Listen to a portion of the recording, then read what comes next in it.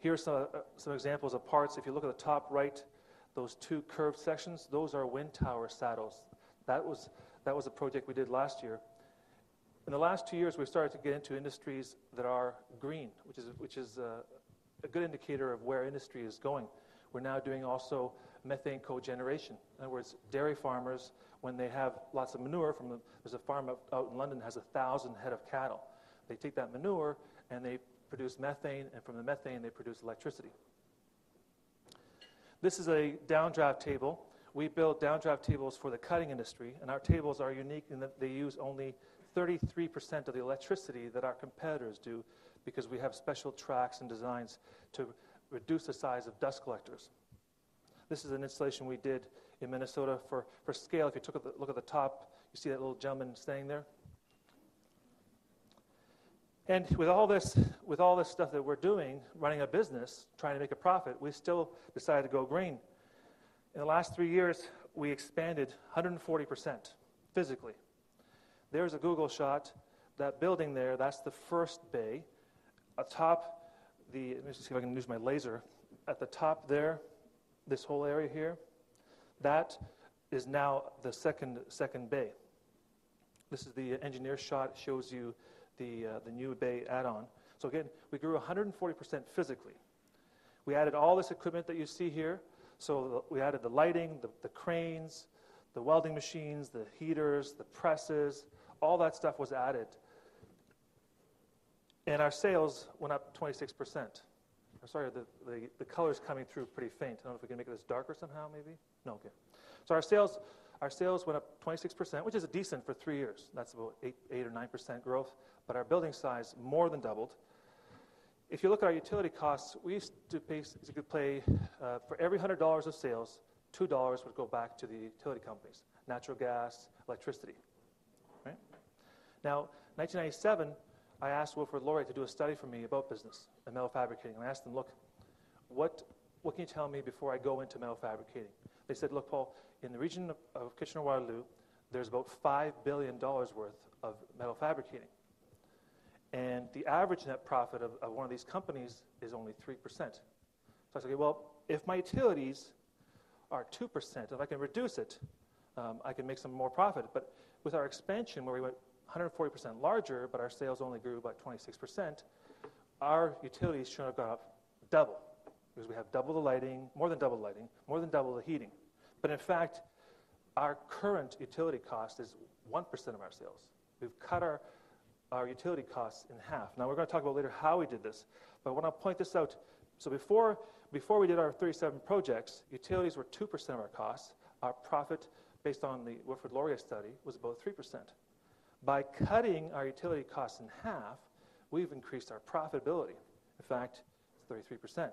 So if a business owner is told, hey, we can increase your profit by 33% just by cutting your utility costs, that's tremendous.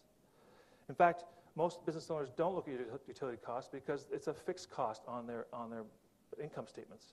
You know, I've always paid electricity, I've always paid natural gas. How could you possibly reduce that in half?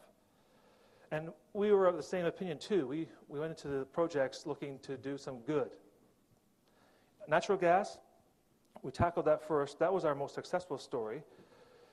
We used to use 0.67 cubic meters per square foot to heat our facility. That was in March 2007. Now we use 0.05. Now, I'm going to show you in a second how we did that. But in case you're wondering, the temperature was 10 degrees colder the following year. So it wasn't because it was warmer. Now, how do we do it? How do we go 91% down in our heating? Well, in our old bay, we had some thermostats we installed when we came in, and our staff are good, don't get me wrong, but they broke the plastic covers on them so they can adjust the temperature, right?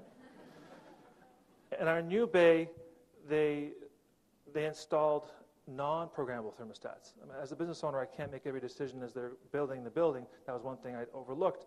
They put in non-programmable ones, and those were not often turned off at night. So I asked our electrician, I said, look, can you come in? What can you do with these two problems I have of the thermostats and the heat? He said, well, I can put in a thermostat right in your office and get rid of the 7 that are in the plant. So we got rid of the 7 thermostats that were in the plant and just have the one in the office. That's the thermostat you see there. Now the bay doors, one of the problems we had was that the bay doors in the middle of winter, as we're processing so much steel, sometimes we'd have up to 4 trucks lined up outside. And it was very hard to keep the doors closed, or the drivers also, they want to be in and out as quickly as possible. So I would walk out in the shop and I'd notice the doors are open up to 3 hours at a time. Now, when big doors like this, 17 foot wide, when they're open, all the heat's escaping.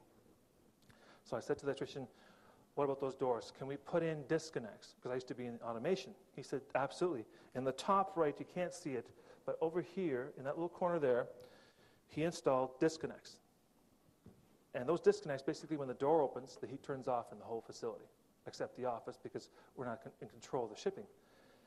Now, I thought for sure I'd have a rebellion on my hands, but nobody complained. And the only person who complained was the shipper, because now the employees chase the shipper around, making sure he closes the door.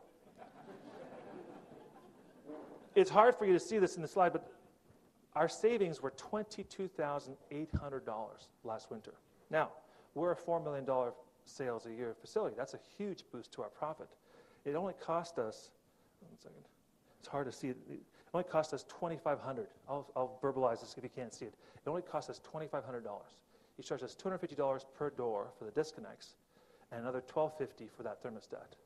Paid for itself in 2 weeks. That's profitable, and that's so easy. It's ludicrous. All right, electricity.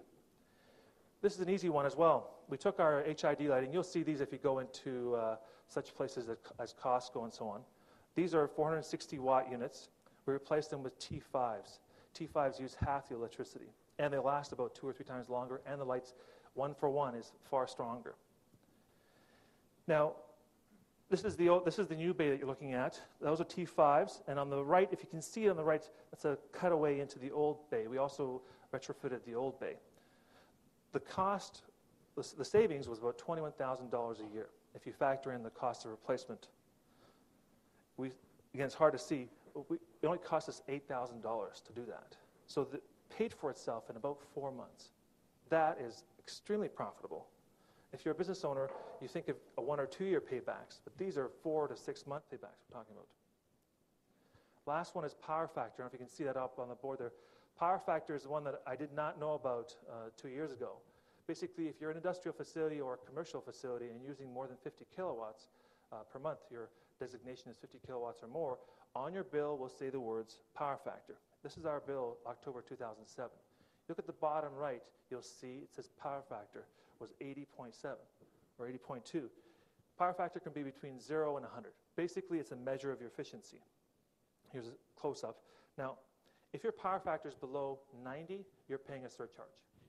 And this is the chart from BC Hydro, because there's no facility that I know of in Ontario that will tell you what the surcharge is. But if you call Cambridge Hydro or Kitchener Hydro, they'll tell you you're paying a surcharge if your power factor is under 90. You see the area that's circled in the brown color, that's us. For 2 years, we're paying a surcharge every month. Basically, if your power factor is over 90, you're not paying a surcharge, but I would be paying 16 to 34% more. So $1.34 or $1.16. Here's a chart.